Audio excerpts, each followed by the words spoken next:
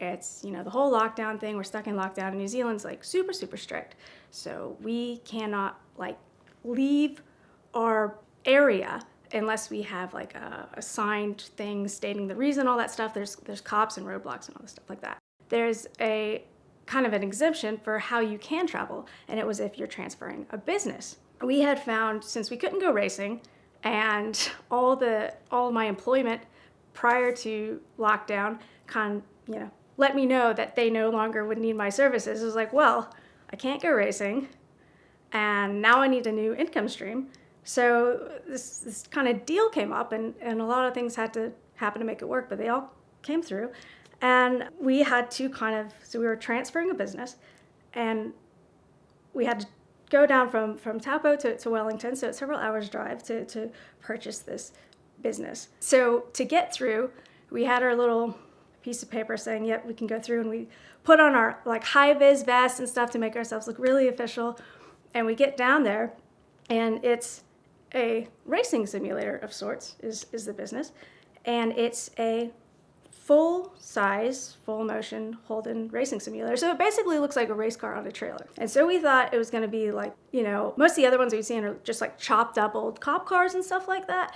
And anyway, so we get this one, we're towing it back with our high-vis vest, and then of course it looks like we have a race car in a trailer, so it's a little nerve-wracking getting back. But we get back, and then we start kind of going through it and checking it out and stuff. And we're like, wow, this isn't just like a chopped up car. Like, it's the full thing. It's got like the supercar's like front splitter and the wing, like everything. And then we start noticing it's like the odometer it's the actual odometer. It's got 0 miles on it. So this wasn't a car that was driven like at all. And then it's like the VIN plate is blank. It is never been stamped. So we're like, well, we thought this was just a car that had been chopped and turned into a simulator. Turns out it was the V8 supercar's aero development car. So it was never actually a fully built car. So V8 supercars used it for all their aero development, which is why it had the full front splitter and the wing and all the bits, and was actually like a Holden car.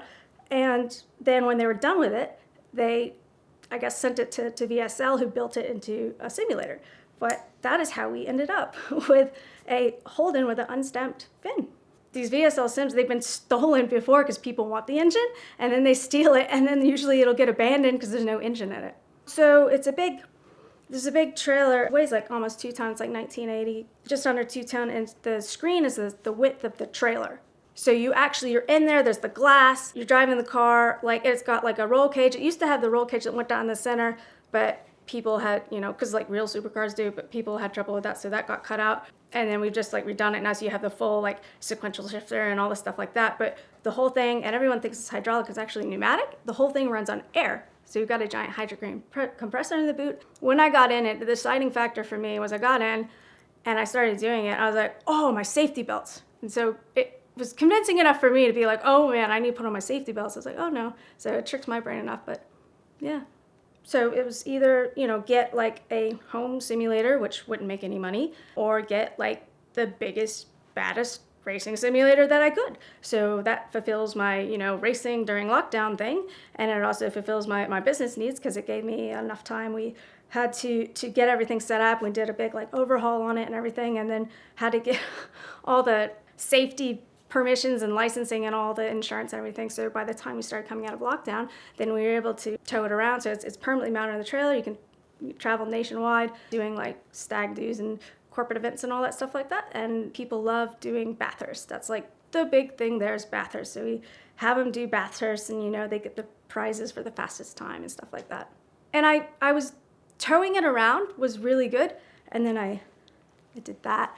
And so now we're actually based out of the Taupo International Motorsport Park, the business park. So it's actually like really good because now people can come to us, because initially when we started, we were completely 100% mobile. So you had to book us and we would come out, and now people can come to us. It's really good, especially if they've never driven on track. They can try out the simulator and you can kind of get a good idea if they're going to be, safe in cars on track.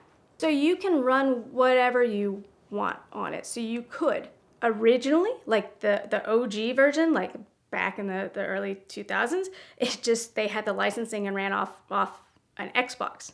But you can basically modify it, and you can run you can run any console or PC or whatever you want on it. So it just takes, some calibrating of everything. But we thought about getting like the latest Camaro shell and all that stuff like that. But like the car itself is actually pretty good. And there's the nostalgia factor, especially since Holden's now not a thing. So we're probably going to keep the shell of the car. We might do, if we did another one, we would actually do like a whole another one. But for this particular one, what we've done is we've just upgraded like the interior, like hard out, like it's got like the latest stuff in the interior, and then we offer like the nostalgia, like the Group A racing and stuff like that for the people who want to do that, and then we've got like the latest supercars, Camaro and stuff for the people who want to do that. And then you can run for private hires. We'll do like whatever you want to run, like let us know and we'll try to probably make it happen.